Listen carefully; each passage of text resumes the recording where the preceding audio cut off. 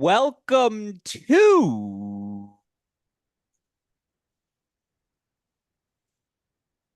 Hey, Great Shot. This is the Great Shot Podcast, a Cracked Rackets and Tennis Channel Podcast Network production. My name is Alex Gruskin. On tonight's show, we have another live edition of The Deciding Point, our weekly breakdown of everything happening across the Division I college tennis world. Of course, here on Wednesday nights, we break down the Division I men's world. And of course, this week, we have just one task. It's to preview rounds 1 and 2 of the 2024 NCAA tournament. If you were with us on Monday night, you heard our live reactions to the unveiling of the draw. If you were with us last night, you heard myself and John Parsons break down rounds 1 and 2 on the women's side of things. Of course, here tonight, we break down the men's action, and we have so much tennis to discuss. So let's get right to it. Joining me on tonight's podcast, as he has each and every week to help us break down all of the action, is a man you all know best as the forefather of the college tennis ranks formula predictions, never far from the listed UTR, a lean,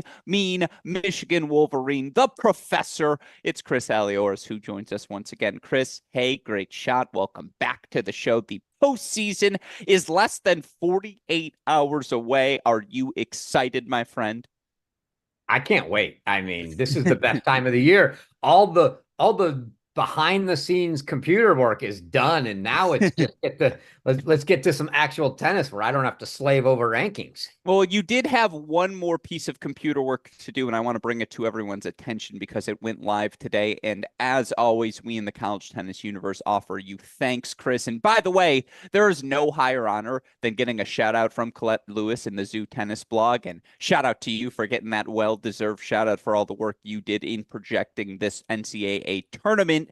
The big thing you did today, you made the world a little bit more enjoyable for all of us college tennis fans. Anyone who wants to participate in this 2024 offseason, come offer your predictions on collegetennisranks.com. Chris Halioris, talk us through how they can do that, what you have in store for everyone this postseason. Yeah, are you talking about the bracket Of challenge? course. Yeah, I mean, come on. So yeah, collegetennisranks.com, hit the bracket challenge. First option in the menu there, you got the men's bracket, D1 men's bracket, D1 women's bracket.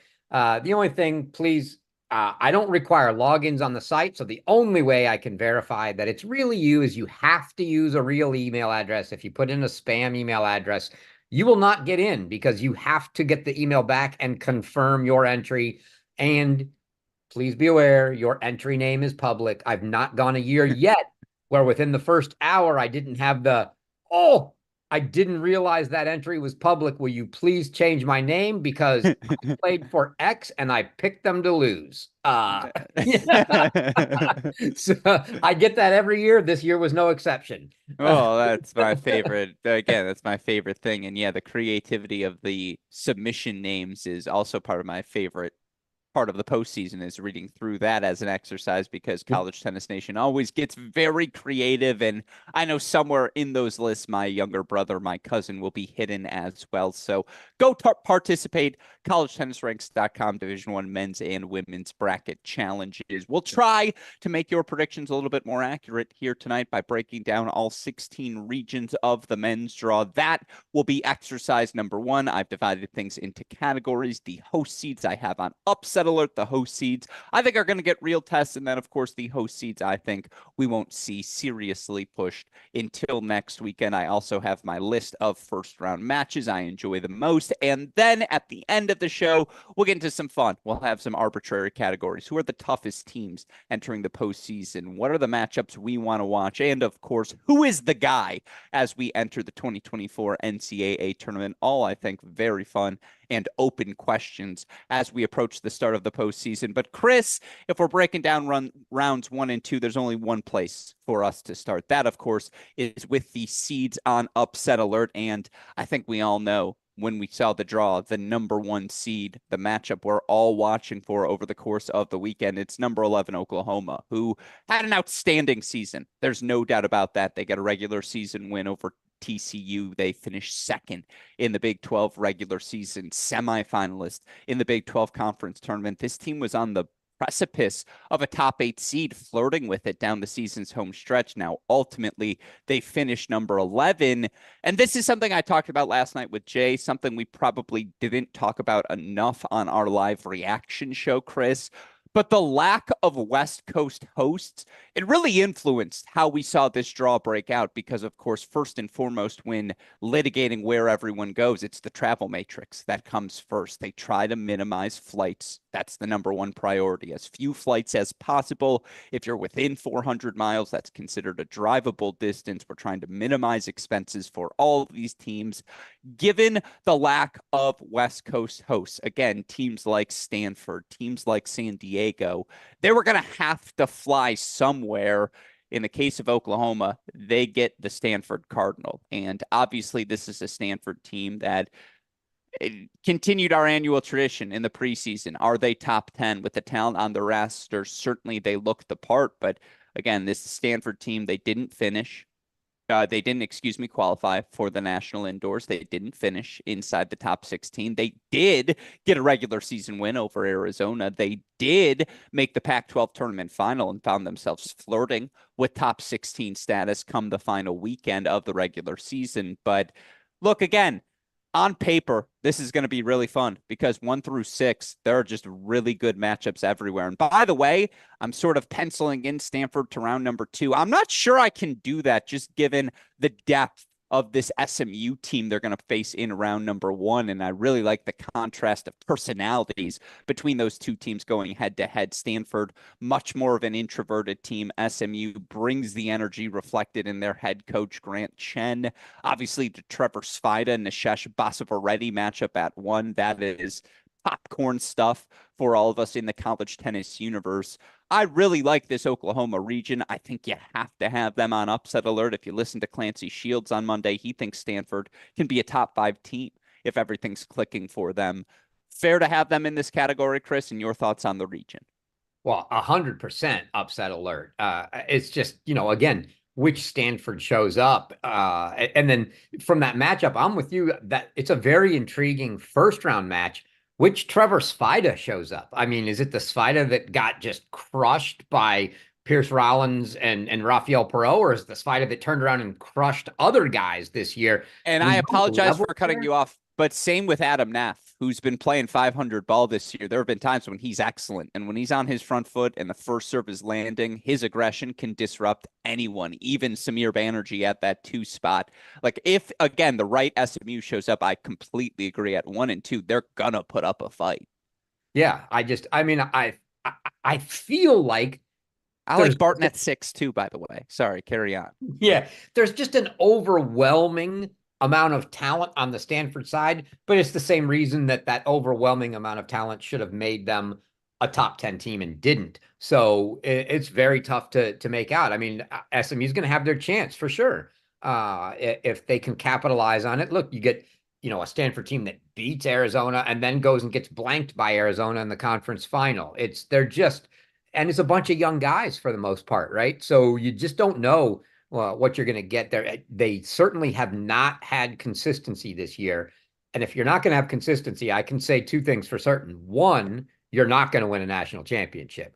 And 2, anybody could beat you if you show up on your off day. And so there's no, they're going to need a decent day to beat SMU, and they're going to need a really good day to beat Oklahoma. But you're right. It's a very fascinating region because not only is Oklahoma on upset alert, but Stanford's kind of on upset alert even in the first round.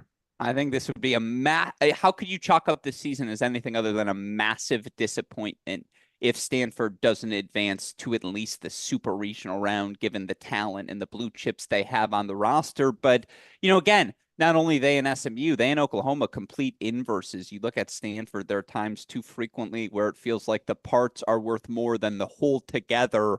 Oklahoma is the exact opposite. Those parts all work in unison to make the sum that much more. And again, they can also match up everywhere. Martinez at 1 has maybe had a better season, certainly equal to Nishesh Basavareddy. And, again, Kolo Mansi has been as good as maybe any freshman we have in the country this season. Jordan Hassan, Justin Schlageter, Mark Mandlik, Louis Alvarez. Like, this team is good at all 7 points. they're also playing at home.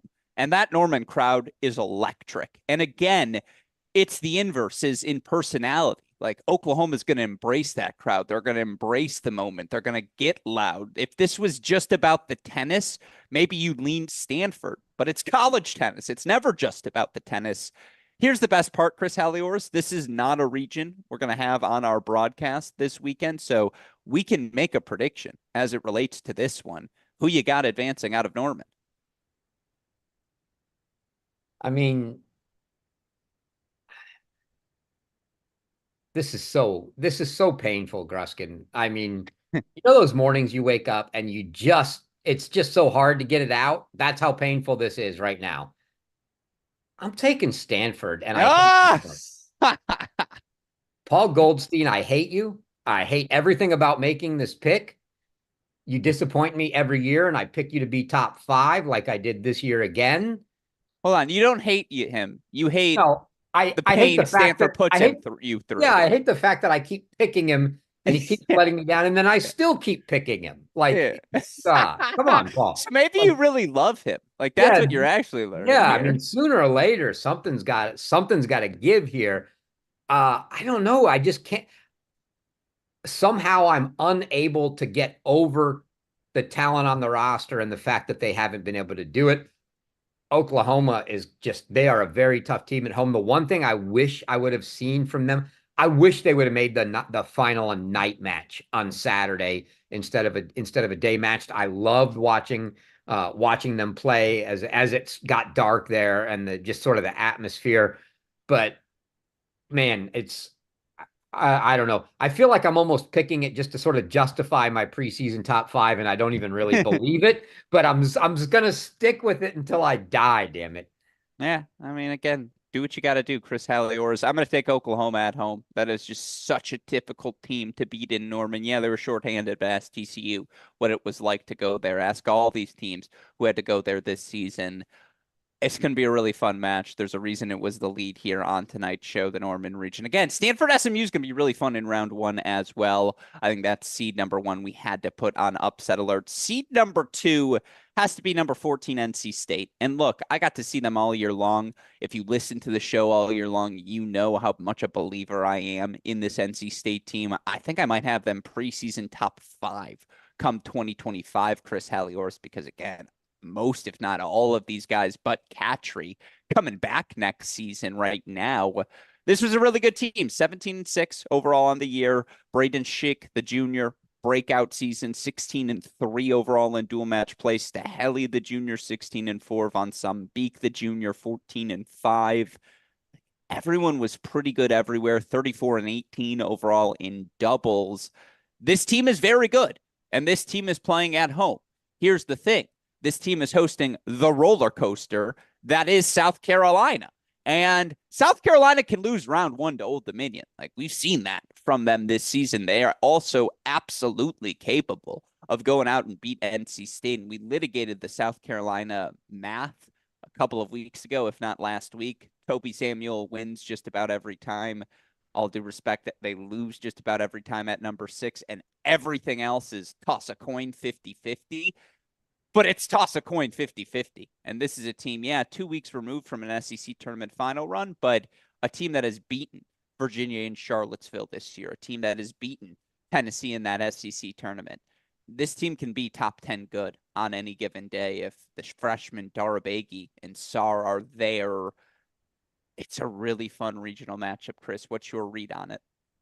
Yeah, this is a very interesting one. I got an interesting side take, just not necessarily on this match, even though it was projected before the brackets came out on Monday. I had a conversation over the weekend with Coach Goffey, and I'm not trying to give away any trade secrets here, but he brought up a very interesting point to me because I was obviously very quick to point out that, man, it's been a really tough year at the end trying to get a point at 6 because Carter Morgan did not win a match in the SEC. And, like any good coach who's going to defend his guys, he brought something up. I didn't even go verify it because I trust Coach Goffey and the information he gave me. But he said, it's interesting. Yes, we struggled to win those matches at 6, but as a team, had a better record with Carter Morgan in losing at 6 than we did when he wasn't in the lineup and we had Casey Houle playing 2. And I said, Interesting. okay, fair point. Like I said, I didn't go verify. I trust him. So that's interesting. But to me, all of that aside, I would still rather have Casey Houle in the lineup at 2. And I think, that's sort of a day to day. It's possible. It's questionable. I don't know whether we're going to see it. I'd love to see Houle in the lineup at 2, just because I think it's been so tough for Morgan, and he's been close. Look, he was up 5-2 double break first set on Eli Stevenson in that final against Kentucky. He just, he just can't find a way to win them. And so I think you gotta get, somebody else down to 6 that you think can find a way to win those matches. And if they can, boy, it's an all-out dogfight against North Carolina State. And I think they could act. I mean, I think they have a very good shot to pull it off. The way that De Silva and Sarr finished down the stretch in that SEC tournament gives them a lot of hope down low. And obviously, like you said, you know what you're getting from Toby. Can I just say, if you've ever talked about lineup integrity with Coach Goffey, the idea of him giving you a cooked stat, Chris Halioris, is laughable. Like, it is like, here's something fake. Just now I'm going to throw out there and see if you follow it. And so, no, that's fascinating. And, again, South Carolina can be good everywhere on any given day. North Carolina State is good everywhere on every given day. They have been so good since the start of conference play. And again, they went out and beat some really good teams over the course of that regular season ACC play. I don't remember if this one's one we have on our broadcast or not, Chris Helior. So we're going to leave it to the side for now, but certainly one of our most fascinating regions. Are you broadcasting this weekend? You are, right? I am. Yeah, I don't know who so I can't force you to make a pick. I live by I the don't. Kirk Herbstreit rules. It's up to you. It's what you're comfortable with. Yeah, I don't care. Go Cox. I All right, I mean, guess that's a region that's going to be on my yeah, stream. I No, don't just know if kidding. Casey's going to play or not. But no, look, I did fill out a mysterious bracket that nobody will ever know which one it is in the challenge. I love the fact that I could be anonymous. Oh, I will Uh, fill one out tomorrow. Like, yeah, I want you to know, I will be. and Here's the thing. I guess you could eliminate it down to the ones that had this pick in it. I did take North Carolina State in this match just because I'm uncertain on. I don't know whether who's going to play, and I just even as good as they looked with the lineup that they had, North Carolina State's just good up and down, and I think you're going to have a hard time getting by them if I think if South Carolina plays Houle and Houle is capable of being in the match, right? And I don't think Coach Goffey's not the kind of guy that's going to play him knowing he's just doing it to push guys down. He's not going to play him unless he thinks he can go out there and win a match. But he's going to give you a cook stat. Carry on. So yeah, so if I see Casey Houle in the lineup, I actually think that might favor South Carolina for me. But not knowing that, I'll take NC State. It's going to be a really fun match. One, obviously, we're excited to tune into. Next up on our list, a team you obviously know quite well, Chris Halioris. I think Mississippi State has to be here. Georgia Tech's really solid everywhere. Obviously, Andres Martin is top 20 in the country. Keshav Chopra, I believe, is who they have at 2, and he has had a breakout season. I believe it's 19-6 overall there. Hold on. Yeah, it is him. 18-6 overall. Number 91 in the country is the senior. McDaniel's had some ups and downs, but he's obviously very experienced at 3 and on the right day everywhere. 4, 5, 6. Like Richard Biagiotti, if you haven't seen the big hitting freshman, he is electric to watch. They're a really good team.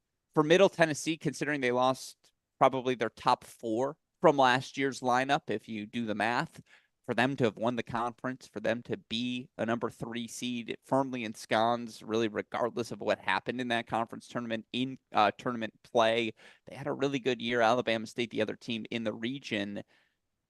I watched kickoff weekend where Mississippi State went 0-2 at home. And yeah, they've been better since. But I went and looked at their numbers, Chris Heliors, before the selection show. And Hernandez, I think it's like 15-5. He has been really consistent all season long. Everything else, like beyond that, a lot of like 12-7s or, 13-8s on the board. And again, they've been good everywhere. not exceptional really anywhere but Hernandez. I just think Georgia Tech can go attack them at every position. I think this is going to be a really fun match. What say you? Yeah. Oh, they're definitely on upset alert. I mean, the strong points for Mississippi State are going to be 3-4. Hernandez and Benito Sanchez Martinez. Sure. He's 15-7 That's on the the other one. year, Yeah. and a couple of those were like with the flu. So a rough, and that was a rough weekend for him. He didn't They win the. should put that in their first of all, Mississippi State stat book, one of the best we have in the country. I need that to be emphasized. It'd be hilarious if they put a little like asterisk and Yeah, said, "Hey, asterisk had had the flu." flu. Yeah, Yeah. yeah. That stat book, a relic, I think, of the John Cade era. Props to John Cade, the now retired, SI administrator there, athletics, tennis director. I don't know what the hell his official title was, but he ran everything men's and women's tennis there for Mississippi Sure. State for many years until a year or two ago. But yeah, those are the strong points for them. It's a rough match. I mean, they are kind of a very slightly better version of South Carolina at 6. South Carolina couldn't win anything at 6. I think they got 2 wins at 6, maybe in the SEC season. It's a very tough spot for them as well. And against teams with a good number one, Memo at 1 has struggled. He's a good player. He's going to be in the NCAA singles tournament. But when you put him up against a top 10 guy like Martin or something, that's a tough spot. So, and Georgia Tech's very good at doubles. Mississippi State, after they got Navansky back this year, also very good at doubles. I think that doubles point's going to be huge because it is going to be tough to take 4 singles matches off of Georgia Tech, knowing how good some of those guys are. I think that bottom of the lineup, and actually to me, I think the guy that will end up being the swing match for Mississippi State, Dusan Milanovic, they've got him down to 5 now. He's very hit or miss when he's on. He's a joy to watch. Lefty that's so athletic and so fun to watch play, but he can also just spray and miss and be off and get lost. And that's going to be a key match for them because we know they're good at 3 and 4. If they're good at 3, 4, 5, it's find another. And when I say good, that doesn't mean they're going to win the point, but they have very good chances at 3 and 4. And Milanovic could pull off 5, it's kind of like, hey, find dubs or 1, 2, or 6. And Petar Jovanovic has got, this is a guy that's beaten top 500 ATP players at 2. That's going to be a great match, as you brought up with Chopra. So yeah, I think it's a very interesting final. And that's assuming Georgia Tech gets through Middle Tennessee, which is no given. Yeah, I think it's going to be really fun. You got to pick for me? There's zero chance in the world I'm picking against Mississippi State. Yeah, you're still you, and that's always worth keeping in mind. You Exactly. may have you may have disavowed Michigan and made me own them. I still own Mississippi State. That's my Fair. voice. Fair enough. Well, speaking of Michigan, let's head towards that state and talk about a team that from that state certainly has a host, I believe, on upset alert. That, of course, is Michigan State, who, yeah, didn't have the ending to the year maybe they were hoping for, but obviously still the best season probably in program history. They're headed to Harvard as a number 2 seed. Harvard, the 12th overall seed. They finished second, or there might have been some ties there given the Cornell victory over Columbia, and Columbia beats Harvard. Anyways, Harvard finishes number 12 overall. They make the national indoors. Now they get to host the first 2 rounds. This weekend, they host Michigan State, Denver, Boston. Of course, Denver undefeated entering this NCAA tournament. I have the number in front of me, Chris. It's laughable. This Denver team, 56-5 at the top 3 singles positions this year. Let me say that again. 56-5.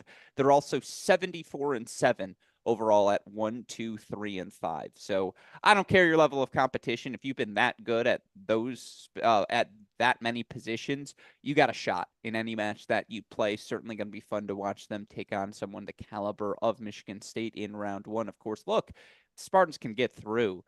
I love that matchup. Just Ozan versus Cooper in. Again, I didn't look if it was Thanos or Ronnie submitted at the 2 or 3 spot. I believe it was Ronnie submitted at 2. So him versus Von der Schulenberg in. Malovsky versus Thanos in. Jachuk versus Collard in. Like 5 and 6 for both teams. I think those are the Sheldon and swing Say, matches. yeah, Yeah, it just like goes either way there. I like the match. Even again, if Denver does get through, by the way, over Michigan State, it means they are that good at 1, 2, 3, and 5. And then all of a sudden, again, they're undefeated. There's magic in the air. Let's roll the balls out and play. I really like this region. Fair to have it in the upset alert category. 100%. Yeah. Who you got? What's your read? Man, I really, really, really want to take another upset here. Hmm. I really think Michigan State has a shot because, I mean, look, Cooper Williams is great for Harvard, but you're playing Ozon, who's also great. I have not seen enough of the bottom three spots in either of these two lineups to have a sense that I have a really good feel. But I think they between doubles and the top three spots, I think they could very well come out split 2-all. And I just don't know. And when I don't know, I have to side with the home team, and I'll say that Harvard's going to come out ahead on this one. That was my theory last night with Jay that I was excited to see tested. I just think the parity across the board, that was the message sent throughout the regular season. And so give me the team that's at home if I'm making a prediction, if I'm filling out a bracket in your bracket challenge, Chris Halioris. And by the way, I'm going to use the same code name for my username that I've used every year that you've had it. So looking forward to filling mine out. We're going to have the guy conversation later. Cooper versus Ozon is the guy 2025 power rankings deciding match. Like, kind of matters. Both guys are going to be brought up in that discussion. Hopefully, we get the opportunity to see that. Actually, if it's Sanchez or Bizu, again, it just means he's been that good for Denver. So I'd like to see him get a look at Ozon in round number 1. Looking forward, to that as well. You're picking Harvard, you said, because they are that home team, and Yep, I'll again, take margins are Harvard. that thin. Yeah. Last night, John J. Parsons, no upsets picked in any of the regions. I was devastated I by think the I actually took Michigan State in my bracket, by the way. I just interesting. have to throw some upsets in, but Fair yeah, I enough. think officially I probably take Harvard. Worth noting, we'll forget that you're a lean, mean Wolverine as we examine the next team in this upset alert category. I think Columbia has to be in there just given who Michigan has been over the course of the last month and a half. And look, Columbia's had an outstanding season. You look for the Lions, what they've ultimately been able to accomplish. Again, dare I say, the best year in program history. They're a top 8 seed, right? And in year 1 of that Milstein Family Tennis Center, they get to host the indoors. Now they get to potentially host the first 3 rounds of the NCAA tournament as well. 20-3 overall on the year. And look, I went and looked at through the individual dual matches because I wanted to see where they were having success. Hugo Hashimoto has been exceptional at the number 5 spot over the last month. Henry Ruger has really found his footing over the last 3-4 weeks as well. Obviously, we know about Michael Zhang at 1. We know Alex Kotzen at 2. Nick Kotzen pretty solid at that 3 spot. I am blanking on the number 4 player. I know he's from France. I can see his face, Chris Westfall? Heather. Yes, thank you. Max Westfall is who I am blanking at that number 4 spot. Like, they are good everywhere. Here's why I think they're an upset alert. The reason Michigan has gone from under 500 to second in the Big Ten and Big Ten tournament finalists is because Cooksey and Steiglener woke up at that 5 and 6 spots. They were so good. And I know it was not the best year for the Big Ten men's conference overall, but still go watch that Michigan State regular season finale or the Michigan State semifinal. Like, those guys go a combined 4-0 in those 2 matches when their team needed them to do so. Obviously, Patorn pulling through in each of them as well. As the healthier he gets, he's always such a tough out. Gavin beat Michael earlier this year. I forget if it was All Americans or Fall Nats, but one of those 2 events. Like, again, doubles, they've righted the ship as well.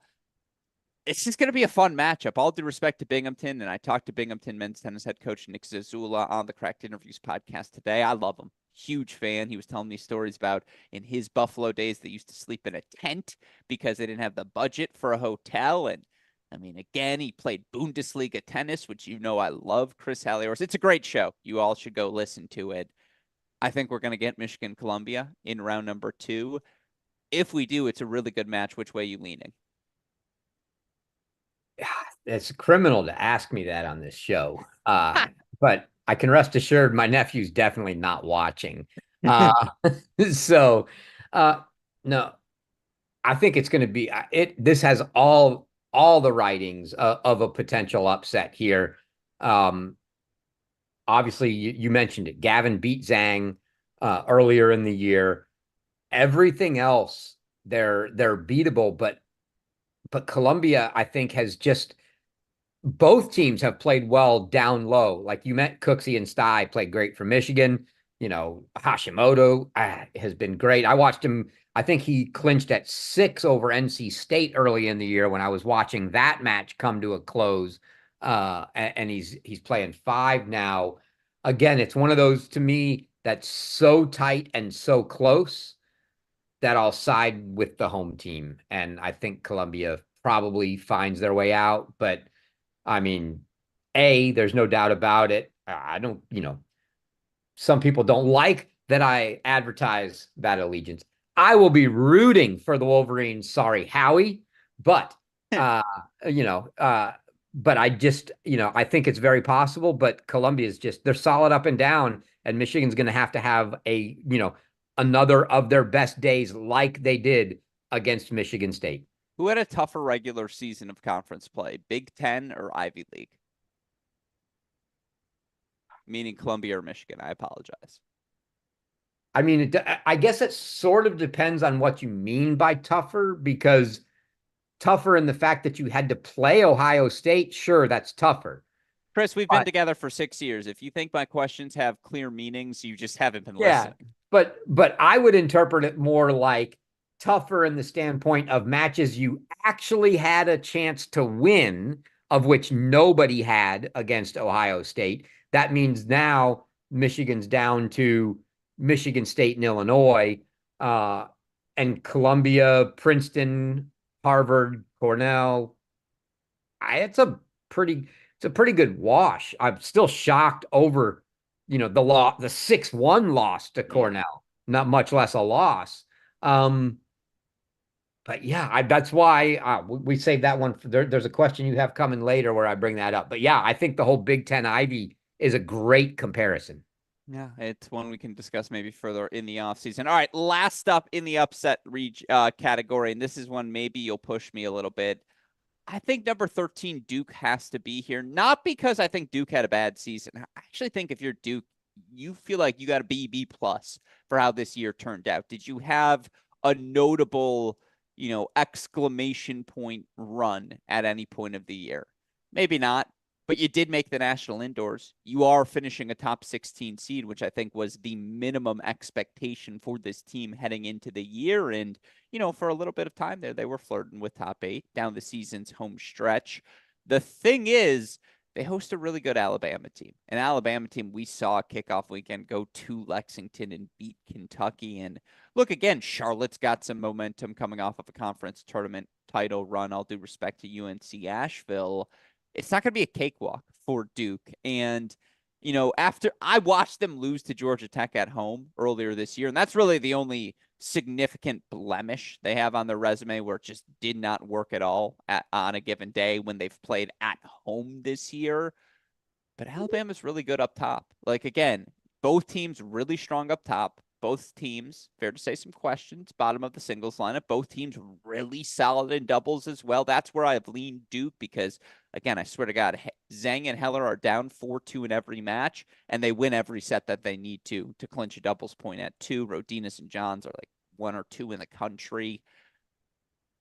I just think Alabama's good. Like, that's why they have to be in this category. It has nothing to do with disrespecting Duke. It has everything to do with Planasek. It has everything to do with Aguiard. It has everything to do with both I and Nicholas Gruskin liked what we saw at the National Indoors from Coach Husak's squad. I don't know why you thought you were going to get any complaint from me. This is like number 2 on my upset list. We're 6 for 6. You didn't knock me once. I appreciate I it, my friend. I Which means you just actually wait till we get to the real test category. yeah. I actually think that Alabama has a very good chance. The one knock on their chances for an upset is I think it's going to be very tough for them to take 4 singles matches. And like you mentioned, uh, the Duke, the top pair is so good that they're tough in dubs, and it's going to be tough to take that doubles point. But I will say this: if Alabama finds a way to take the doubles point in that match, I will take Alabama to win. I don't have the faith in the bottom of the lineup for Duke that they're going to be able to hold that off short a doubles point. Alabama's too solid across all 6 spots. They're going to put up a fight, but I do think it's going to be too tough if Duke gets the doubles point, and they have to be the favorite in the doubles point. If they get the doubles point, they probably win the match. But anything can happen in a doubles point, and that for sure puts them on upset alert. It's gonna be fun. I mean, again, Columbia. Alabama's an experienced team. Like they've got some upperclassmen at the top of that lineup. And again, they did this earlier in the year. So this isn't a foreign thing going on the road, knowing, hey, we got to beat a top 16 team to extend our run in this event. And so I think it's going to be sneaky 4-2-ish one way or the other. Again, I'm thankful I don't have to make predictions. I know Duke is part of our broadcast. And again, that's a burden I always enjoy placing on yours and Jay's shoulders. So I appreciate you always being willing to make it. You said Duke, right? Sneaking through. Yeah, I say Duke sneaks through just because I All think right. they get the doubles point. So fair enough. So through my 6 upset alert regions, you had Stanford over Oklahoma. You had South Carolina over NC State. You had No, Mississippi State actually, over Georgia. I took NC State to Oh, come I out. apologize. So you had Stanford, NC State, Mississippi State, Harvard, Columbia, Duke. One And up. shout out to my reading skills. I apologize that I missed one. It was number 2 on my list. Texas A&M is the last one I Oh, have in this upset alert category. 6th and final team in this part of the list. San Diego, Baylor, Rice. That is a tough region for a team that obviously struggled mightily down the season's home stretch. You look for the San Diego team. I think they've lost just 3 times so far this year, Chris. They're 18 in the rankings, so obviously just objectively this 22-3 overall San Diego team was going to be one of the toughest teams to host no matter where they went. This is a team that has wins over Arizona, Arizona State, Stanford, Oklahoma State, SMU, Pepperdine. I think they beat Arizona State twice, by the way. This team has been battle tested all season long. And yes, they had that inexplicable loss 4-3 to Pacific on April 7th, where, they had some players missing from the lineup.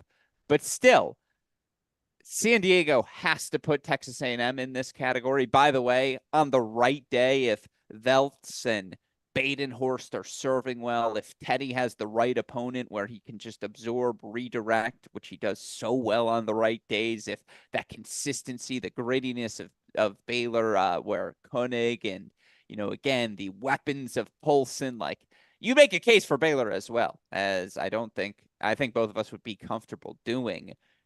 You could argue A&M's been the 3rd best team down the home stretch in their region. They have to be on upset alert. In fact, is San Diego just downright the favorite as you look at this region? yes. I mean, they So are an flat A&M out. win would be an upset. I pretty much. Okay, so make the case for just talk me through it. I mean, A&M's they have struggled mightily down the stretch. Perego can't win a quality match or, goes a long 3 to save his life. They need Perot, who's been really good for them this year, but sort of in that 500 mark overall. And, guess what? If you get San Diego, you're getting Oliver, who's like, one of the top 10 guys in the nation. That's going to be a very tough match. So I don't like their chances. And then, San Diego's got, somebody else in there that's, I think, undefeated on the season in singles and Sharm or whatever, whoever, can't even remember where is he at? I'm going to blank on which line he's playing, but it's just a very tough matchup for them.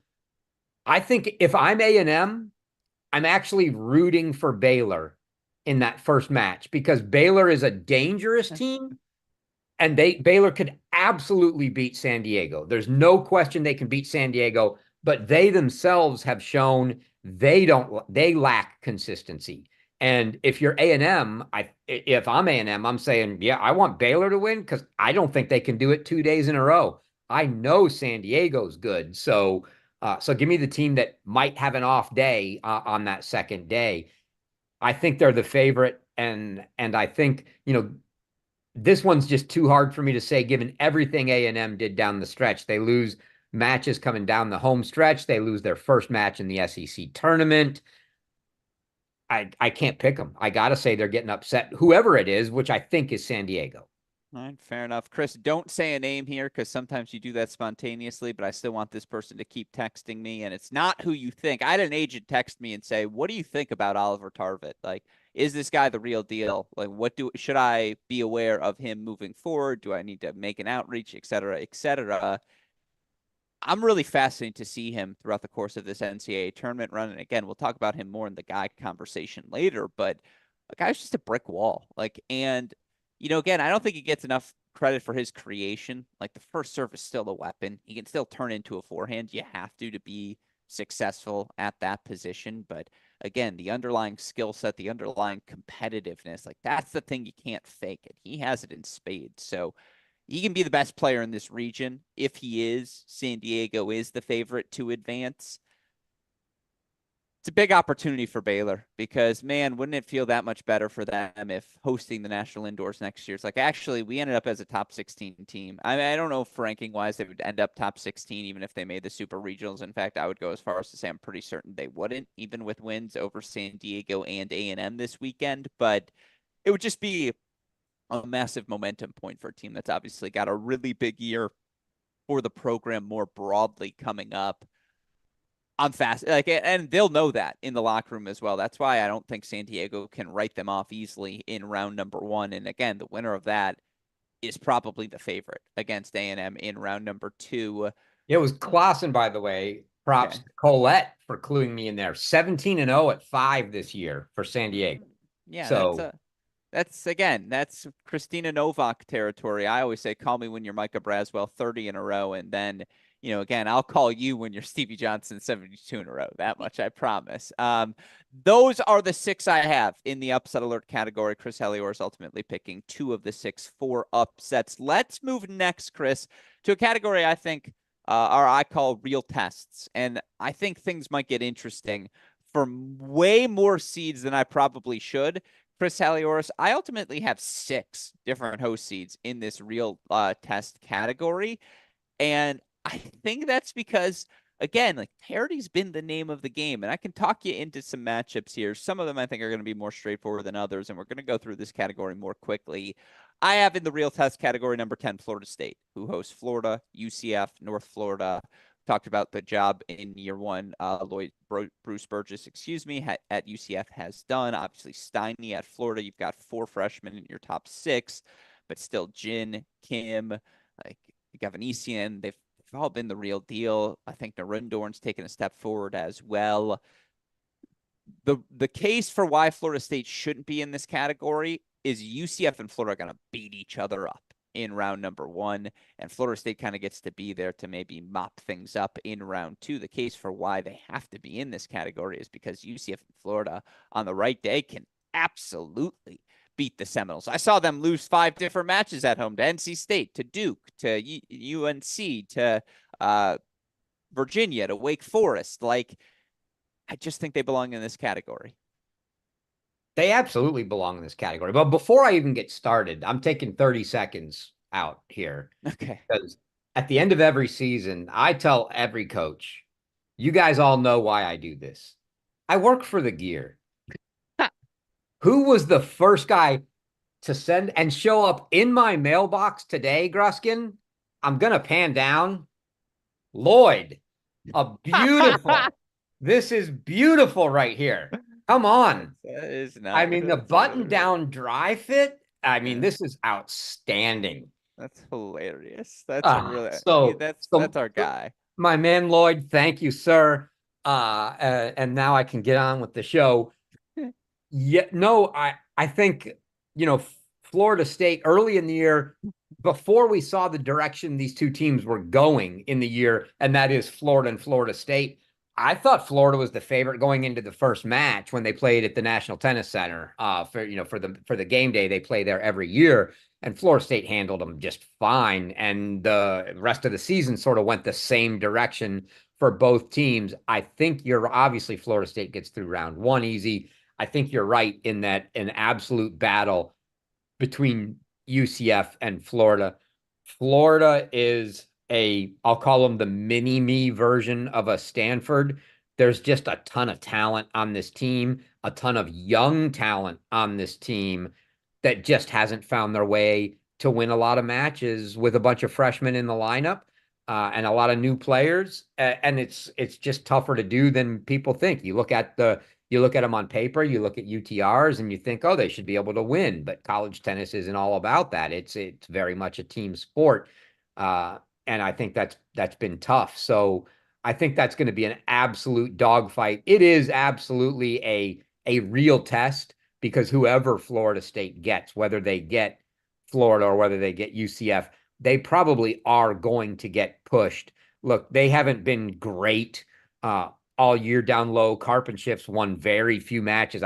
You may have the stats in front of you. I don't, but I'd be surprised if he'd won more than 5 or 6 matches at probably at 5 this year. Bolte's come on a little bit at 6, but a lot of that rests for them at the top with, ACC's been phenomenal at the 1 spot. And then they've been pretty good after that, but I think they could get tested. Yeah, again, I think we would both lean Florida State as the favorite, certainly in the region. In fact, Chris, and you're taking Florida State, right? I need I'll picks take from you still. Yeah, you're Yeah, yeah. responsible for the picks. Yeah, I still got to say Florida State comes through the region. Fair enough. But I'm not going to be surprised at all if it's like a 4-2 with a couple 3-setters going. Little State of Florida championship belt on the line as well. Number 7, Tennessee, next in this category for me, Chris. UNC, Memphis, ETSU coming to town. We saw Memphis obviously beat Harvard earlier in the year, albeit at home. Here's the thing, though. Patrick Shun was really good down the season's home stretch. I don't think he lost in the year's final month. Again, I know we haven't seen Will Jansen healthy much of the year. If he is healthy, him, Carl Poling, big hitting Benjamin Kate, who, look, is never going to be a favorite against a Joe Monday who hasn't lost outdoors all year. But if you're going to play Monday, take your cuts, take some big swings, and Kate will certainly do that. UNC always is a fight in doubles. And again, they're UNC. You got to respect them come NCAA tournament time. Memphis is sneaky good as well. Chris Halioris, I think Tennessee belongs in this region, in this category. Yeah, this is the first one I'm going to disagree with you on. You say see you next weekend? You're absolutely smoking crack. See you next weekend. Yeah. All right. Then, so you know what? Jansen wasn't even submitted. He's out. Well, then there's your answer. I really wanted to find myself a reason. I had a hard time doing it. I wanted to find a reason to actually take Memphis in that match just because Carolina's been not great down the stretch and there is no Jansen. Tennessee's cruising through this region. All right, there it is. Fair enough. Chris Halioris offers us the insight. I'm looking forward to UNC putting up a fight. Next up, I have Ohio State in this region. And yes, only 2 teams in the last 15 years. Alex Scalia's Oklahoma and this iteration of Virginia have gone to Columbus and earned a victory. Here's what I'll say, and I said it on the selection show.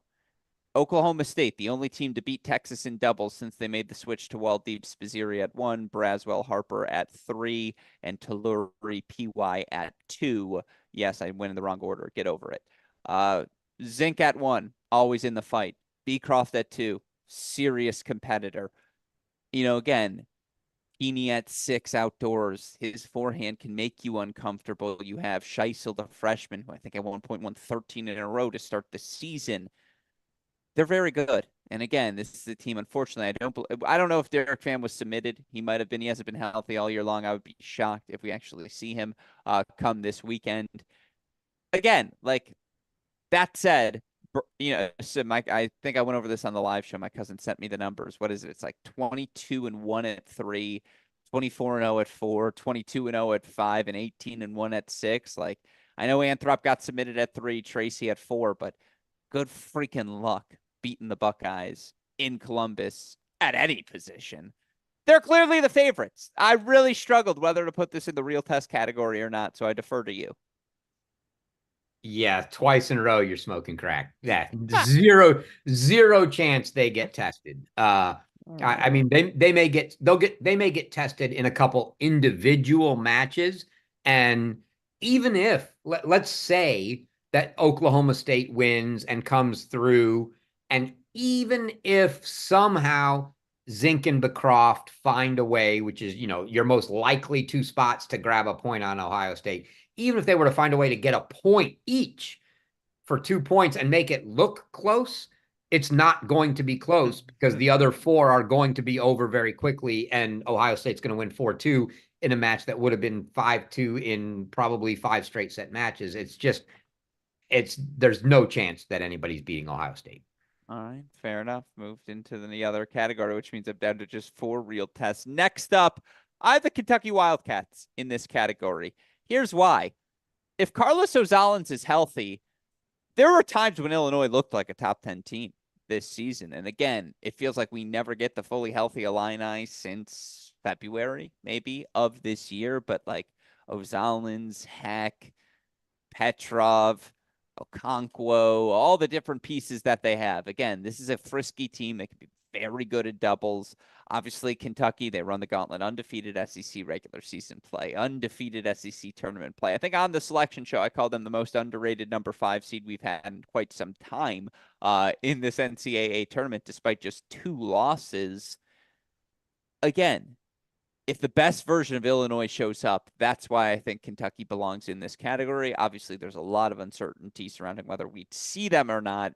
Am I going to get relegated again to put them in a different category, Chris? 100%. And God damn, I wish I had a good French accent to do a Cedric Kaufman impression here, but there is zero chance. I will give you 2 of the top 3. You can have Ozalins, Heck, and Petrov, or whoever the hell you're throwing out at 3. I'll give you 2 of them. You still have no chance to win this match.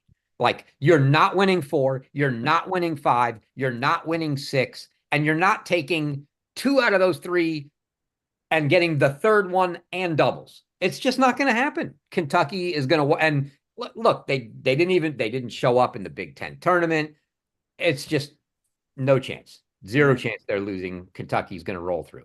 Fair enough. I'm fascinated to know who you would have in these categories. Next 2 for me, and I hesitate to even say it. Do you put Virginia in this category next? You talk about for the Who's hosting. Yeah, you're VCU, 4 Princeton. times in a row you're smoking. All right, so we're just moving on. Do we move on from that? Are you interested to at least see how Virginia like? I feel like we could see them flex their muscles this week again, like coming off of that. I'm interested to see what they do. There is that's why they're in the real test category. There's a 0% chance they lose. This one I'm going to fight harder for. It's a real test because they're responding to a loss, and it's the first time that's happened in this run that they've had during their 4 years period. And I just think I want to see how they respond coming out against the VCU team that went and beat Mississippi State in the kickoff weekend, against a Princeton team that has been sneaky excellent all season long relative to their expectations. Like, I think it's a real test because I just want to see how this group responds to a late season loss. This team doesn't have a ring going into the postseason. That never happens. Yeah, and VCU and the problem, VCU fought some injuries mid-season as well, taking some time to get, guys back. But even the best version of a VCU, and VCU is a very solid team, and I love what Coach Rossi's done there, and they've got a great team. But all that being said, the best version of VCU is not beating Virginia with an underhand serving Iñaki and somebody other than Dahlberg playing 6. It's just not going to happen. Like there is no way that Rodesh and Montez, and we saw what Montez did serving underhanded. Rodesh and Montez are just not going to let that happen. I'm still, to this day, I'm in absolute amazement at what happened in that ACC final, because Rodesh to me has been the man, the guy when needed, and he stepped up every time. And for watching him miss out on 2 match points on his serve, 2 match points on Cornette Chauvink's serve, and then ended up losing a 5-2 lead in the third and losing the match, it still blows my mind. But it happens to everybody. I mean, it's happened to Djokovic, it's happened to Federer, it's happened to Nadal. Everybody does it. You're just amazed when you see it happen. It's not something I ever expect to see happen again. Those guys are not going to let them lose a match in this regional. There's no chance. All right. Last but not least, Would you put TCU in this region? I mean, again, how healthy might the Horned Frogs be this weekend? Who actually plays this weekend?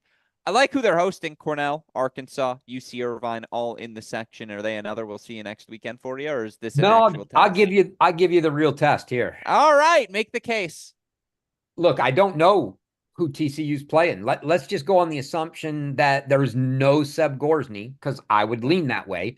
They submitted him at 4 when I saw those pre-submitted lineups, and for everybody's benefit, tomorrow at noon is the deadline for the final lineups to be posted. So we don't know the final lineups, and that's if coaches challenged, et cetera, and there were protests that had to be heard. But TCU submitted Gorsny at 4.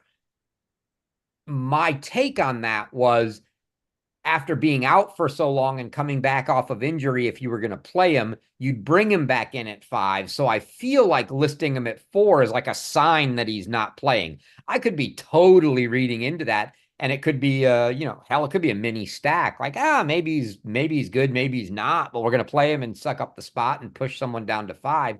I don't know. But if Gorsny, let's just go on the assumption that Gorsny's not playing and Fernley is still, 80% Jake, 80% Jake, still really, really good, but it's an 80% Jake. We saw what Arkansas did down the stretch. The kind of talent they got with, just it's tough for Cornell because after you get past Popaway, it's not as good, but boy, would I love to see him playing JPJ, who TCU submitted at 1, Fernley at 2, by the way. If that's, which I assume will stand given the Fernley injuries. But Arkansas could absolutely push them if they're a shorthanded team. Look, we saw what Oklahoma did to a shorthanded TCU team. There is no reason that this Arkansas team can't do the same thing. I don't expect them to win, but I do expect a really good test if it's a shorthanded TCU team. All right, fair enough. Again, those are the ultimately just 2 in this category. We have TCU and Florida State. That gets us to our final category. And again, some of these we covered, but we'll go through them fast. The see you next weekend category. Chris already made the state case for Ohio State. Texas hosting UCLA, LSU, Sacramento State. Obviously, LSU coming off of that dream run at home during the conference tournament where they worked their way to the semis. UCLA has some talent, certainly. Ravelli, Nanda, Johnson, like Hoog Martins, if healthy, all these different pieces to make things fun. But I mean, Texas not advancing out of this weekend comfortably feels like it would be a disaster. I have to have them in the see you next weekend. Right. This is not only see you next weekend, this is see you in Stillwater. Okay. There's nobody beating Texas this weekend, and there's nobody beating Texas the following weekend. I'll see you guys May 14th. All right, fair enough. Next up, Wake Forest hosting Arizona State, Georgia, South Carolina State. Now, again, if Artnock was fully healthy, this would be in the real test category. I don't know how healthy he is. Obviously, Georgia, last tournament for Manny Diaz. It would be really fun, I think, from a narrative perspective to see them go on some sort of miracle run. That said, I expect Coach Bresky and the boys, even if Luca Pau isn't fully healthy this weekend, I still would expect them to get through pretty comfortably. I expect Wake to get through. I've inquired on the Artnock situation, and I could be just getting smoke blown up my what, but I'm hearing that that the abdomen situation, we saw him struggling to serve and whatnot, right, in the Pac-12, that it's not that bad and they expect him to be in good shape. I'm with you. If Bohr is like Arizona State, between Murphy, Bohr, and McKinnon at 3, that top 3 will scare any coach in the country is scared of playing those top 3. You may not be so scared at 4, 5, 6, but when you're scared at 3, it's doubles 4, 5, 6. If they manage to sweep those 3 and find one more, they've got you beat. So I think it could be a test. I'm with you in that I don't know the health state for Bohr, and without a healthy Bohr, bar none, there's no chance. And they may go down to Georgia. Georgia's got some, they've got young talent again as well on that team that they just, they need time. But Wake's they're going to get through. I think the only way I believe that they probably face the real test is if it's a healthy Bohr and Arizona State pushes them. Yeah, fair enough. Last but not least in this category, Arizona, who hosts Auburn, Pepperdine, Boise State. Part of this is just we heard Clancy on Monday. This team's not losing at home. No way, Chris Halioris. We'll see them next weekend.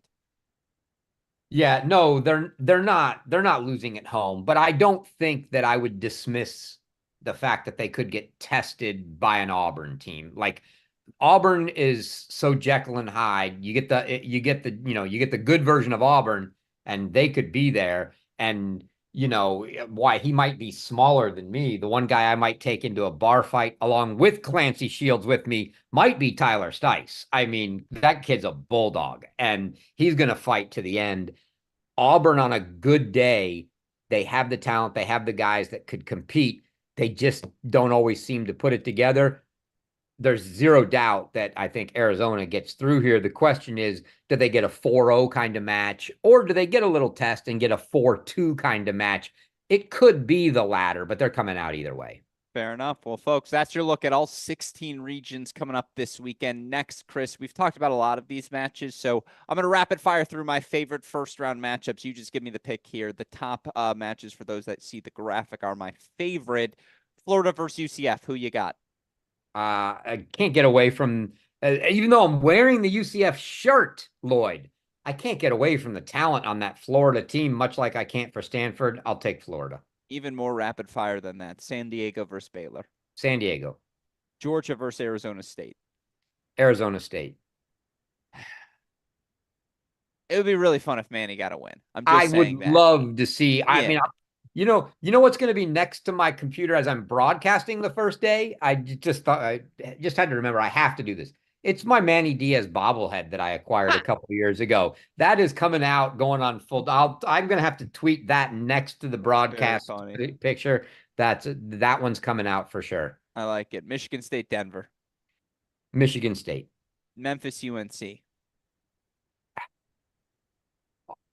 Tough. I'm taking UNC, even though I really want to find a way to pick Memphis here. Yeah, and we already talked Stanford, SMU. You have Stanford coming out of the region. Again, I just need names here. VCU, Princeton. Princeton. Vandy, Oklahoma State. Oklahoma State. UCLA, LSU. UCLA. Georgia Tech, Middle Tennessee. Georgia Tech. Pepperdine, Auburn. Auburn. Charlotte, Alabama. Alabama. And maybe the best for last, Arkansas, Cornell. Yeah, great match. Arkansas has been too good down the stretch, too deep. I got to take Arkansas. All right. Well, folks, that is your look at everything as we approach weekend number 1 of this 2024 NCAA tournament. Again, we are going to have so much coverage Friday through Sunday on our Cracked Rackets YouTube channel. Myself, Chris Halioris. I don't know who's steering the third broadcast. I know we will have 3 broadcasts, Westoff producing, of course. So be on the lookout for more information from that coming up tomorrow. By the way, we will be back here tomorrow night, 9 p.m. Eastern time. Chris, you're more than welcome to join. We have 2 surprise guests coming. I'll tell you who they are after the show. I know you can guess one of them right off the bat, but again, we'll save that for tomorrow's show, 9 p.m. Eastern time.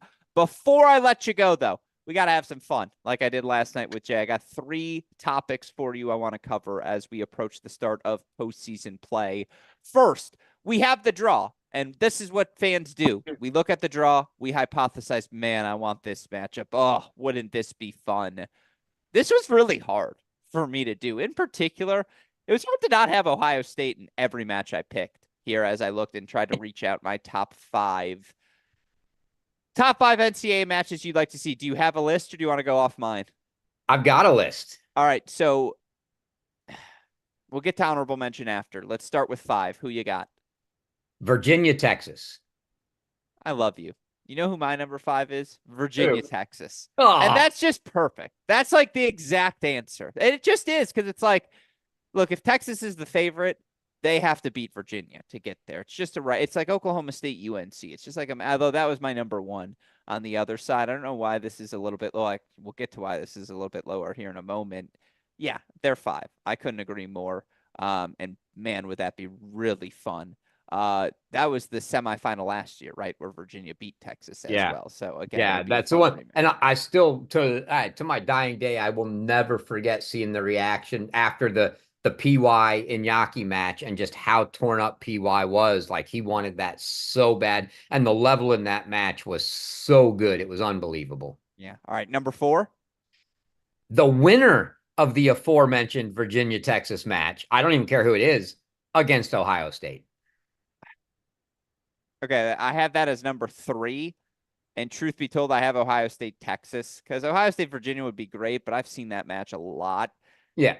Ohio State, Texas is as that's the match that would set Nick Gruskin aflame. So I'm hoping for it the most. Um, it's just like what we deserve. Like I honestly probably should have it number 2, but who I have 2 and 1, I have for a reason. Like you could make a really strong case for that number 1 because again, Waldebe, Spiz, Braswell, Harper, seniors. Tracy, Kingsley, Boulay, Cash, Luchanig, seniors. 2 teams that have done everything college tennis can offer but win a national championship. Like that should probably be number 1. Or 2 units, by the way. I know Texas, obviously, and Ohio State national indoor champs, but again, 2 teams as a unit that have done everything but win a national NCAA outdoor championship. I have that 3. My 4 is Oklahoma Stanford, which I think we are going to get to see. Just again, the contrast of styles, personalities, etc. Who's your 3? Yeah. Well, so first I'll say, 2 things. One, oh yeah, I agree that's a huge match. And I agree. It really should probably be number 1. There are some comments in the chat like, hey, how is that number 5? Look, we like to have some fun with this. There are reasons, I'm No, sure, we both know who's number 1. that We'll get Gruskin and I have some other things at number 3, 2, and 1. Well, I don't think we're going to have the same in order. But in any event, yeah, there are other matchups for other reasons we'd like to see. My number 3, Gruskin, is actually 2 matches. And it goes back to a conversation we had earlier on the show. It's the Big Ten Ivy match. It's Michigan Columbia and Michigan State Harvard, both. Put them interesting. together. That I want to see them both. The Big Ten Ivy duo. That's a very good pick. All right, so those are our 5, 4s, and 3s. Let's get to the top 2. Chris Halioris, who's your 2? I mean, look, if you know, you know. It's not Arizona, your. Ohio State. It's not your one. That it's not your 1 is criminal. That's Oh, not your 1 is your well, criminal. it's only not my one because I've hyped so much this other match that I want to see. So yes, I wanted to make it number 1 because look, we all want to see the Arizona Ohio State rematch, but I want to see a different Ohio State match even more. I'm sure I'm blanking out on some, but the 2 teams that have come closest to beating Ohio State in Columbus over the last 15 years in my memory, Michigan 21, BD versus Tracy. If you know, you know. Um, and then Arizona last year, round of 16. Like they were legitimately right there in what was such a, I looked it up. Do you know Jay Friend beat Bernie in straight sets in that match? I am gonna here's a hot take for you. That's gonna be Alex Bernard's last dual match loss of his career. Like genuinely. Like he hasn't lost since in a dual match. It has to be number 1. You are crazy for not having that number 1. What is your 1? And then I'll get to my 2. I mean, the one is the match I've said for the last month I have to see because I have to see the 4-5-6 battle. It's Kentucky and Ohio State. I So have to see those 4-5-6s. Who's got the best 4-5-6 in the country? It's one of those 2 teams. I want them to play so I can see for myself. So they're my number 2, and it's not Ohio State, Kentucky. It's Ohio State versus TCU or Kentucky because the Kentucky Ohio State case kind of makes it for itself. Again, Kentucky would be in that fight.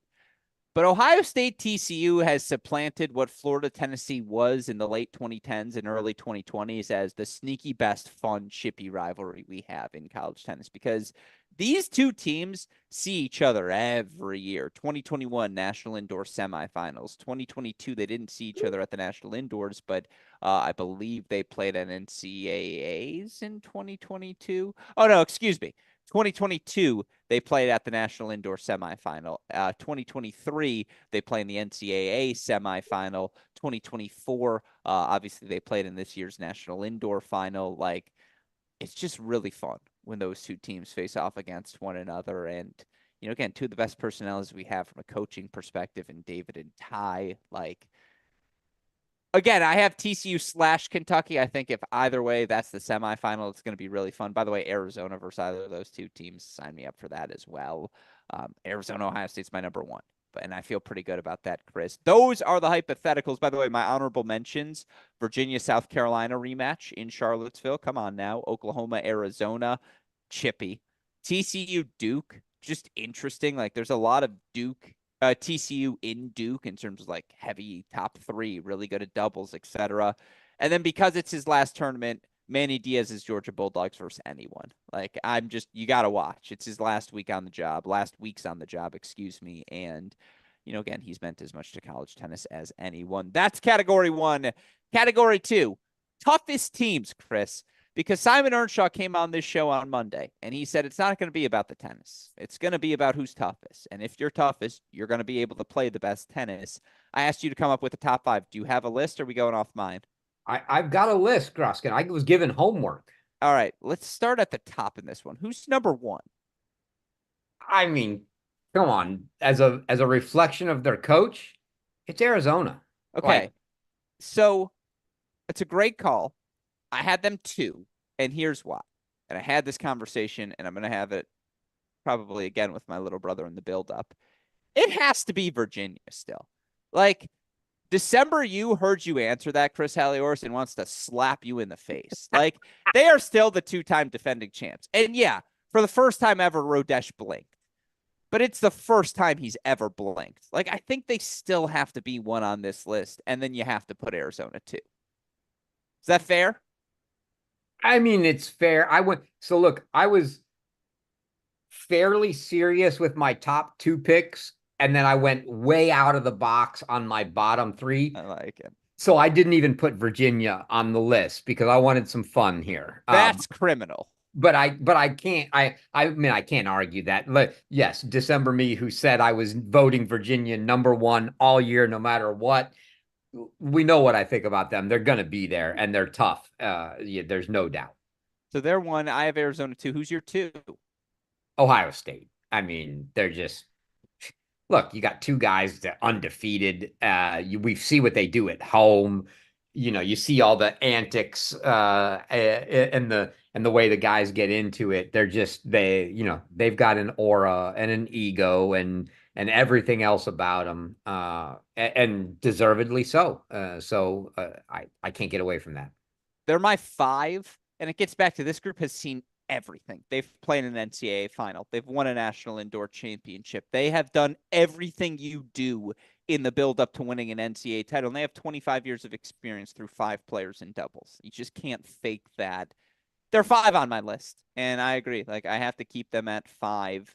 Again, Arizona, my 2. This is a team that made round of 16 in 2 of the last 3 seasons. A team that, right, 2 of the last 3, maybe even the last 3 consecutively. I apologize if I'm blanking out. A team Pac-12 tournament champions, all these different things. Who's your 3? I guess this is where it gets fun. This is where it gets fun. How do you leave an undefeated team off the list? It's Denver. Oh, so they're in my honorable mentions. That's a really good. Again, I have a long list of honorable mentions we'll get to. They did not crack my top 5. I like the case. My 3, South Carolina. How can you go through the roller coaster they went through, Chris Halioris, and not end up in the top 5 of this list? Like, clearly they're tough. They were in my top 5. They're my number 4. Oh, I love it. All right, so then who's your number 5 team? I mean, my number 5, look, you're asking me for tough. Who in the field, Gruskin, is me against the world? I mean, probably Middle Tennessee. You got it, baby. I know how you think. That's Come on. hilarious. I like that. Yeah, look, not a bad pick. My 4 is Kentucky because you don't go undefeated in SEC regular season play, SEC tournament play, rebounding, by the way, from a national indoor kickoff weekend loss and playing all the 4-2s and 4-3s that they played. Like, you get calloused up. That team is tough. And so I have them at 4. Again, Ohio State 5. My honorable mentions to rapid fire through: TCU, Michigan, Oklahoma, Texas, NC State, Alabama, Denver, and Duke. All teams that I at least put the resume on the table as I considered how tough they might be. Last, but certainly not least, maybe most importantly, Chris Halioris, and I'm not even asking you for a list here. I'm just asking you to comment on mine because I'm the official record keeper of the history of the guy in There's college still tennis. only 2 guys on my list, Gruskin. Yeah, well, I have 28 guys on my list that I I considered actually for the wrote guy. down 5, but 2 leaders. And I Okay. broke things down into 4 different tiers, Chris Halioris, because this is a massive tournament for the guy status. It is wide open as we enter this NCAA run. 4 tiers for you. We're going to rapid fire through. Tier number 4. They're not the guy, but a big tournament run. They're in the conversation entering the NCAA singles, or they're in the conversation come 2025. Here are the 13 guys on this list: Trevor Svida, Alex Martinez, Cannon Kingsley, Andreas Martin, Colton Smith, Jay Friend, Murphy Cassone, Michael Zhang, Jack Lautit, Ozan Barris, Cooper Williams, Garrett Johns, Pedro Rodines. None of them are the guy right now, but postseason play and what the runway in front of them means, if something miraculous happens and they end up as the guy, tier 4 means you just can't completely write them off yet. I won't disagree with that. All right, you liked all those names for that categorization of tier? I do like those names. All right, tier 3 is, hey, your resume is on the table and you're sitting down right now. Like tier 3 is postseason, we're looking at you. Jack Anthrop, Alex Bernard, who would be higher, but they play too low in the lineup to be tier 2 or 1. Kobe Samuel, G.A. Bailey, Oliver Tarvit, Nishesh Basavaretti. That's like the next tier of like, you've done enough to be on the next level of like, hey, I mean, we I looking didn't at do the you. whole tier thing, but my first reaction to that is like Toby and Nishesh at tier 3. That seems too low for those guys, but okay. Well, now we get into tier 2, which is the And next level. but let me say this one other and you listed both Anthrop and Bernard. Agree on both counts. And the criminal thing this year, what did Bernie make last year in the NCAAs? Did he make quarters? He made quarters. He made quarters. He made the quarters of NCAA singles last year. He doesn't even get in this year because of where they're playing him. Yeah. Like this is a guy that made the NCAA quarters last year, doesn't even get to participate in the tournament, which I think should almost sort of be like it probably never happens. This might be the first time it's ever happened, but it should almost be one of those things like they give if you make All-American finals, you're on All-American, you should get like an exemption or an undefeated exemption where it's like, hey man, like it's not his fault that his teammate above him is 24-0 and that teammate above him is 22-1. Yeah, like he should somehow, or they should just have wild cards and somehow an impartial committee that gets to vote on it, because there's nobody, especially me, the guy that would play 6 Bernies in my lineup, that would not put him in the singles tournament if I could. He absolutely deserves to be there. Fair enough. Toby Samuel knocked because the doubles has just been a slight step back this year. And Nishesh, if he was the guy, Stanford would be better. So you can't be higher than tier 3 given the regular season Stanford has had. I see those comments in the chat. All right, now we get into tier 2. Your resume's on the table. You're sitting there. You've been served appetizers because we think you might be here for a while. Micah Braswell, he's won 30 in a row, Chris Halioris. He has to be on this list. Tier 2 in the 2? country. Yeah, again, it gets choosier as we go up. Here's the thing. He plays 2 on his lineup. That has to matter. As Fiona Crawley played 2 last year. Mary Stoyanna's playing 2 now. Come on. Again, Chris, bring that argument to the committee. We'll hear the conversation all postseason long. Braswell, but again, he's tier 2. Like he's knocking on the door. If he's the MOP of the tournament, he's the guy. He's the like I agree with leader you. in the clubhouse. Give me knocking on the door. Braswell 1. JPJ, Fernley, both tier 2 in this list. Okay. Johannes Monday hasn't lost outdoors. Has to be in tier 2. I just don't think Tennessee is quite good enough to put him in tier number 1. JJ Tracy, if he played 1, he'd be tier 1. He doesn't, so he's got to be in tier 2. And then because of what this award means spiritually, Iñaki Montez has to be in tier number 2. Like, I refuse to drop him lower than tier 2, because if Virginia wins the NCAA tournament, Iñaki might be the guy come the end of the tournament. So I refuse to drop him any lower than that, Chris. Those are my 6 tier 2s. Okay. Without asking names, how many are in tier 1? 3. Okay. Maybe I'll let you get away with it, but like Micah and Monday for sure should be tier 1, but go on. Okay. Tier 1. So tier one is clearly ACC, Rodesh, and Spiz. That's the tier one guys. And I think they have done enough to separate themselves. ACC would have been knocked to tier two, but he was match points down. And from 3 sets, he beats Rodesh to clinch an ACC tour. That's his first, like, the guy.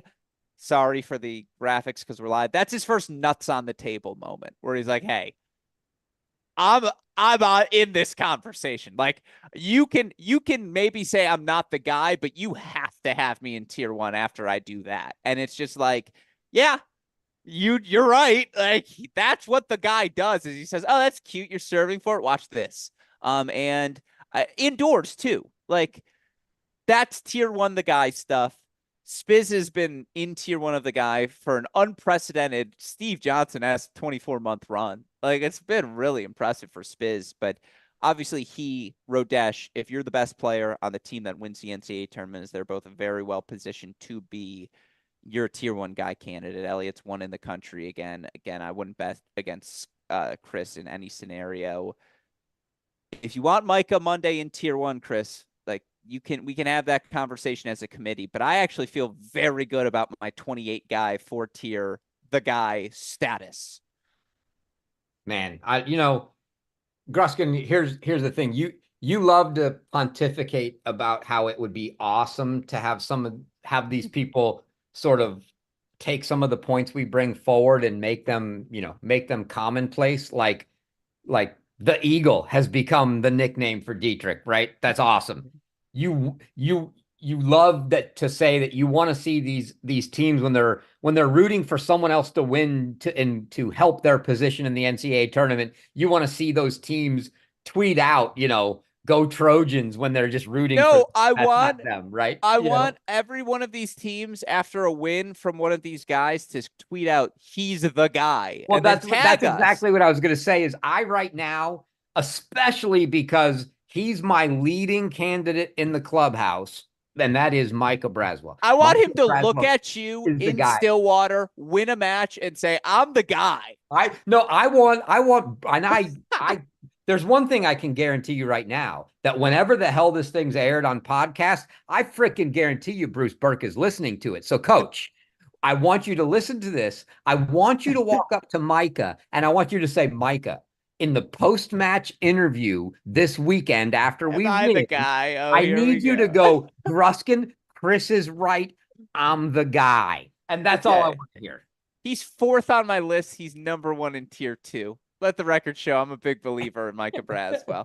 I feel really good about that tier list. And again, a lot of people sounding off in the chat. I know, again, there's a lot of Joe Monday should be in tier one. I might be willing to make that change. One match?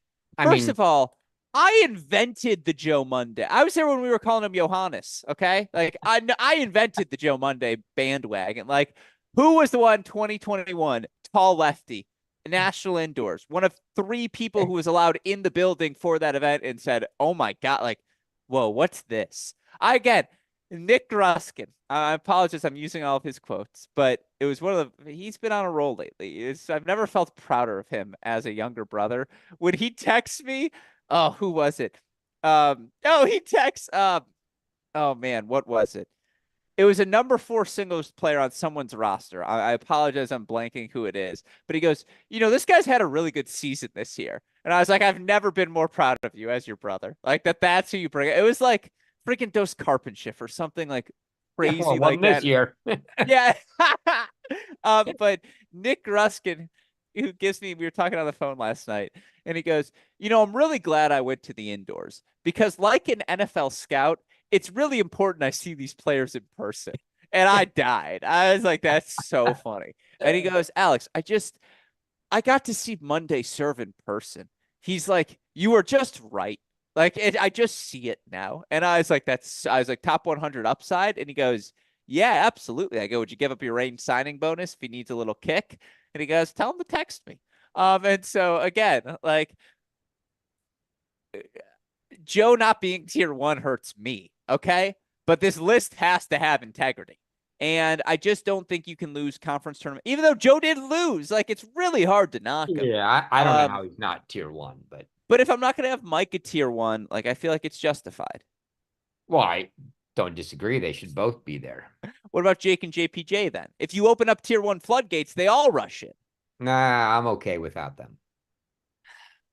The committee's going to debate, and we'll have an answer I for mean, you I maybe don't have the tomorrow night. TCU stats in front of me. Is No, either you know one of what? them 17-1 in single or Well, I'm just whatever warning show you. is? I'm going to have this discussion tonight with a third voice who sits on this committee, Chris Halioris. He will be one of our surprise guests. And so we will let that person be the deciding breaker. You're more than welcome, by the way, to join us tomorrow night as well, because, yeah, I'm a big Joe Monday guy. And so believe me, it hurt me. Okay. It hurt me to not have him in tier number 1. But that's where the committee stands right now. And that is where we end and wrap today's show. Chris Halioris, again, rounds 1 and 2 previewed for all of you listeners. Any final thoughts from you, Professor, before we wrap tonight's show? No, I'm ready. Let's play some tennis, man. Friday, my only thought, and I feel sorry that I'm gonna have to pick on these guys, is that the first team into the tournament, who was it? Can you tell me? Who won the first conference tournament? I'm going to say Binghamton. You are correct. Ah! Guess what, Gruskin? Who's going to be the first team out of the tournament? 10 a.m. Eastern time in New York. It might very well be Binghamton. That's very funny. So That's very funny. first in, first out. We have an order of operations All here. right. Yeah, but yeah, that's the kickoff. 10 a.m. Friday is the moral of the story there. 10 a.m. There's a couple. I think there might be one or two other 10 a.m. matches, but Friday morning about 10 and 11, all the early matches start to get going. And some of the better ones, most of the host seeds have chosen to play, which I kind of find interesting, the afternoon match, maybe from a crowd perspective, but you would think you'd prefer to play early and get more rest than the other team. But I mean, these kids are so young and in such good shape, it probably, 3 hours doesn't matter. So a lot of those 2-3 matches are the first match of the day, and then the hosts get the second match. So there's some really good early matches on Friday. So tune in for those. Well, again, that's very funny by you, and it's a perfect plug. Go hear our conversation with Binghamton men's tennis head coach Nick Zazula, available right now on the Cracked Interviews podcast. Of course, thank you to him for joining me. Thank you, as always, to our super producer Daniel Westoff for what he does day in, day out, making everything possible. Shout out to him. Shout out as well to all of you college tennis fans who tuned in the chat. It was lively today, and I sincerely appreciate that fact, whether you agree, disagree with what we're saying. Again, I just appreciate the passion. And so, again, all of you in the chat, please continue to keep joining us throughout the course of this postseason, as that was always the goal here at Cracked Rackets, to engage with all of you to ensure you're having that sort of fun. Because, again, I'm going to say it. I see him, A. Smith, in the comments. Like, I'm not going to address all the chirps. Like, I like that you disagree with me, that you are upset with something I said means you care about this sport. And that's all I freaking care about. And so please keep disagreeing. And please keep joining us each and every night. Again, another live show for all of you tomorrow night. Hopefully you will join us then. For now, for the fantastic Chris Halioris, our super producer Daniel Westoff, and all of us here at both Cracked Rackets and the Tennis Channel Podcast Network, I'm your host, Alex Gruskin. Chris Halioris, what do we tell all of our listeners? Hey, great shot. And we will see you all tomorrow night at 9. Thanks, everyone.